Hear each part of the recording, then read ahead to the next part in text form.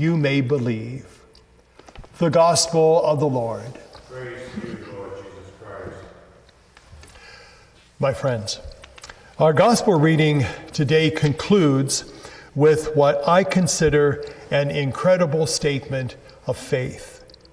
On the night before his death, Jesus was talking with his disciples, trying to prepare them for what was about to happen. The die was cast. The outcome of his fate was inevitable. It was only a question of time. So Jesus quietly told his disciples that he was going to die. He said it as gently as possible. He said, I am going away for a while, and I will come back to you. Now, in that one sentence, he spoke of both his crucifixion and his resurrection. Then he added this incredible statement of faith.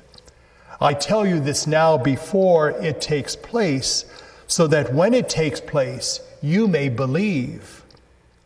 Now, Jesus believed in the future because he was convinced that the future belonged to those for which he stood. In your life and mine, there's a tremendous need for that kind of conviction. I realize that some of us live in difficult times. Many people look to the future and see nothing out there. In answer to that mood, we need to remember that Jesus also lived in difficult times, but he stood in the gathering shadows and told his disciples that though he was going away, he would be back again, that the fight was not over, the cause was not lost. Now, believing in the future requires a high degree of patience. Now, the things we want most will not happen suddenly. Giant oaks do not grow like mushrooms. We probably will never live long enough to see the fulfillment of our highest hopes and dreams. But like Jesus, we must believe in them, work for them, stand by them, and trust our faith in the future. Now, believing in the future also requires believing in God. Take God out of the picture, and there's nothing left but a vast, indifferent universe that cares nothing for you or me or our hopes and dreams.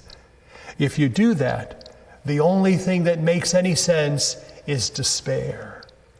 Now, Jesus didn't see it that way. He believed himself to be working in cooperation with God. The work that he did, even though it was left unfinished, would be caught up, backed up, and carried forward by the very power of God. You see, great causes don't happen overnight, and sometimes not even in a lifetime. They're passed forward from one generation to the next.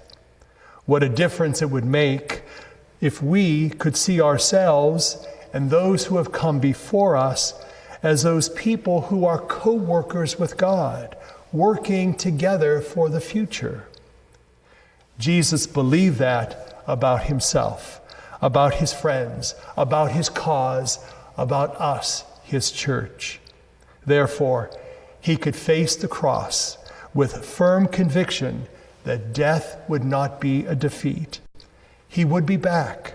The cause was not lost. His work would continue because it was God's work. Small wonder he could say, I tell you this before it takes place, so that when it takes place, you may believe. Our Lord believed in the future. So does everyone who shares his convictions.